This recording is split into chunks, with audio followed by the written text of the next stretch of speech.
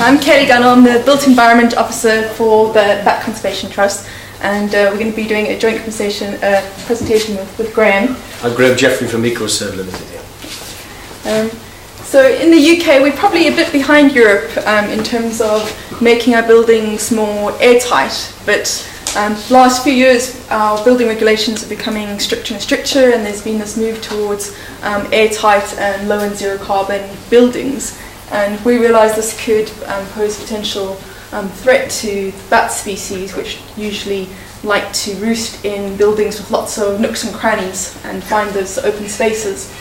And so my colleague Carol William worked with some architects on this book that Eric mentioned earlier. It's called Biodiversity for Low and Zero Carbon Buildings. It was published in 2010, and it was aimed at architects, so it has some product pages on some of the different products that we've been talking about today.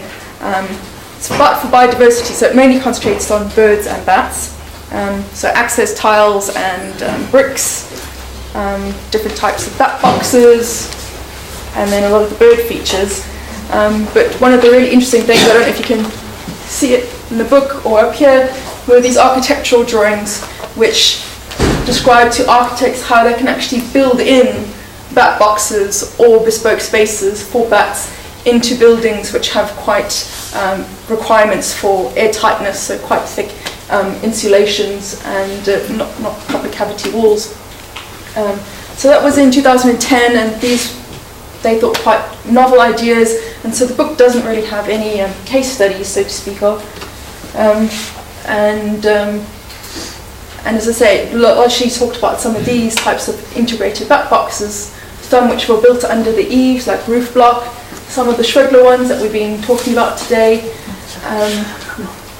and then this one, the Ibstock bat brick, which seemed to be quite good because it was using local UK brick dimensions, whereas the Schwegler bat box doesn't fit nicely into the wall. And architects don't really like it because it makes their pretty buildings look ugly. So there seemed to be this desire for integrated bat boxes which could be built in to be aesthetically pleasing. But when we as the Bat Conservation Trust tried to contact some of these makers of integrated bat boxes, they weren't interested in engaging with us to talk about the design of the bat boxes and some of the obvious problems that we could see with the design in terms of the size of the box, how it looked, its thermal mass. So we were quite pleased when, I don't know, how long ago was it, Graham? Half ago, I think. Graham contacted me, and he said that he has come up with a design for an integrated bat box, and he would like to work with the Bat Conservation Trust to help further develop the design and to promote the bat box in the UK. And so we were quite pleased, and we developed this partnership. It was the first time that Conservation Trust had partnered with the commercial entity, so to speak. What we decided we'd get out of it was the opportunity to influence design, but what we also wanted was a way to get the data from Graham on where these boxes were being placed so that we could set up some sort of research and monitoring program. So I'm going to hand over to Graham now, who's going to tell you about the evolution of the design of his bat box, and then I'll tell you about what we're going to be trying to do to follow up on that. Thank you. Yeah, I was first of all contacted by an architect who said he wanted a bat box that suited his building. Not about the bat, but about the box itself that suited his building. He said to me, I don't want a timber box, I don't want a Schwegler box, I want a box that goes into my building I can't see. It's got to be pleasing to my eye. I'm not bothered about bats, it's the box, and that's where we came from originally. So we looked on the internet, looked at different boxes, what we could come up with, what different designs we could come up with, and we came up with a quite a lot elongated box that fit into his building. And he said, and all it was a hollow box. Nobody said to us, you've got to have this in it, that in it. There's no design brief at all on it at the time. We put these boxes, 15 of them, into his building. He was happy because he could see nothing. He could see a little gap, and he was happy. So he, in essence, done what he had to do by putting bat boxes in, but he was happy with what he had. So we started to sell these boxes, and it was a hollow box with nothing in it. And then I thought, well, do they actually work? Are they good for bats? And I didn't know, and that's when I contacted Kelly. I thought, well, we need to find out. It's great for us selling boxes, but yeah, we make money on that. But do they work? And is it, we believe in the environment. So we contacted Kelly. We did quite a bit of design over a few months with the guys I work with, and we came up with some ideas that you quite liked, I think, at the time. You thought it may well work. So it was really how we started. It was a Model T Ford, really. We're sort of moving up now for a couple of years, and we're getting to vintage car status. So that really, in essence, is our box. It's the internal workings we feel may work. We've been producing these now for just over a year and putting them into buildings. We've got some results back, which we've got one report saying they are being used. We don't like to say they're being used because we like to check it ourselves. They are. But really, in essence, it's a hollow box with V sections in it. The reason we also put a small V section in the bottom was, you mentioned roosting birds or birds nesting. We believe with that V section there, birds can't nest in it or can't roost in it, so it's left open for that. But what we also did with this box was that we made it, it's quite light as well actually. For those of you who don't know, it's a lightweight concrete box. It was mentioned earlier, thermalite. The bad things about thermalite, they don't work for bats.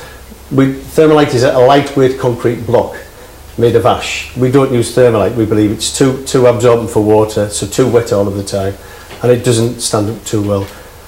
So we use more of an aerated block than thermalite, and we do believe that it's the right block for the box itself. The box again, the other issue is, are they big enough? This box, you can see if you look at our website, we can open and baffle the boxes, so therefore you can build them on top of each other. You can go all the way up a building with these boxes. So again, we're sort of in the early design stage of them, but we do believe we're going the right way, unless somebody tells us otherwise.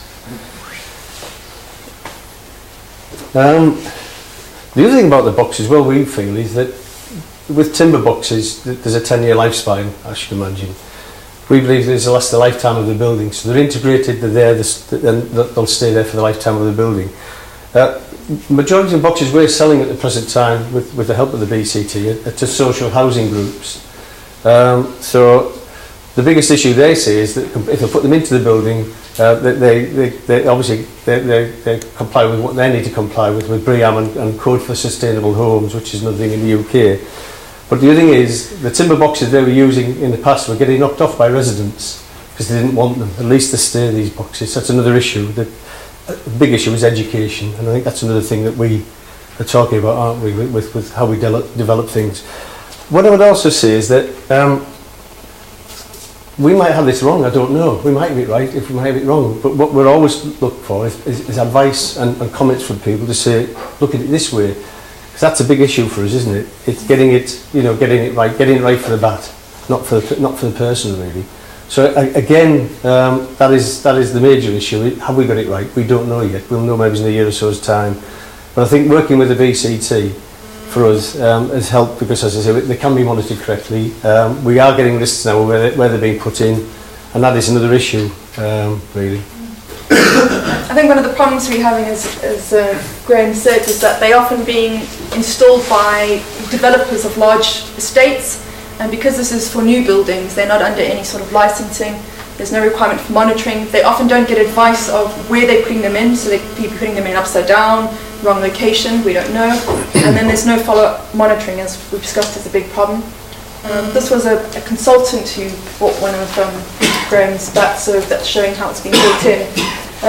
So what we wanted to do to try and get around the lack of monitoring was to have some sort of incentive where people will tell us where these boxes have been installed, and then we could try liaise with local bat groups for these boxes to be monitored. So on the Habibat website, we have this web form where people can put in contact details of the person on site and where the boxes have been put in and aspect and things like that. But I think this website's been up for nearly a year now and no one's performing. No, not zero. As far as I know, you haven't. No, we don't get many, no. And I mean, we had plans to send materials with the boxes themselves, so that when they take them out the box, they have these forms which they could mail to us. But the problem is the contractor is taking the box out of, the cardboard box and put it in. He's just going to throw the pieces of paper away. So at this moment, we're a bit stuck of how we can actually get these people to report to us where these boxes are being put in place, so then we can try organise some sort of monitoring.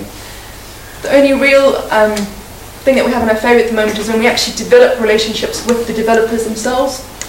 For instance, there's a construction company called Wilmot Dixon who's willing to work with us, and so as they build buildings where they put in these bat boxes, they will inform us, and then we can develop some sort of monitoring around that. We're trying to work. We're just trying to work with the construction industry for them, this is a pain. They don't want to know about it. They don't want to know about a box. So what we try to do is help them. They may want the box slightly larger, slightly smaller. We can face the box up in any product they want. And we're finding now that they are coming back. They're starting to come back, but they're not giving us the information we require. But we're building up. It's educating the contractor as well, the developer. But it's just trying to build up the relationship with the construction industry, which is the difficult part. You know? I think what we need to do in the UK, there's a lot of time the developers are putting in these boxes because they get this point for BREEAM, which is this building assessment. And you get like 1 point out of how many for putting in a bat box. But if we could influence BREEAM so that they only get a point if they put the box in and then send us the results, that might be the way to do it. When I first started, when the architect asked me for a bat box, I could have given him that, and nobody would have said anything. He would have, if the rest of his wall was off like that, nobody looked at it. And I think for me, it's regard from the BRE and quotes for sustainable homes. That's where we need to hit it, because they're just not interested really at the present time. One of the problems with monitoring these bat boxes is they often put in places where it's really difficult, you can't get to them. So unless you did it like an out-flight survey or something like that, but to actually, or use a special zoom camera to see if there's droppings or the plinth, something like that. We've got one where we think they're being used in a gable of a wall, and they've put them in gables of the ends of the buildings, and they're so high up, but they're so close together that you can't get in to see if they are. We've seen them coming out, but we can't prove that, or we've seen them flying. So it's the construction industry will put them in the worst possible places to suit themselves, and that's an issue we've got again. But again, it's all education. It's just educating these people that they've got to care. So just to end off, so it's been 3 years since the first edition came out, and Reba has commissioned us to work on a second edition of the book, which will be looking at new and existing buildings. And the first book, as I say, didn't have any case studies at all, and now we want lots of case studies. We can have lots of birds using their features, but even with all the effort I've put to try get case studies, we pretty much have no case studies of bats using any of the features. So if you have any ideas for how we could do that, please let me know. We're working on this as we speak, so if you have any ideas, I'd need information this month or next month, and this is due out next March. Cool. Thank you. Great. Thank you.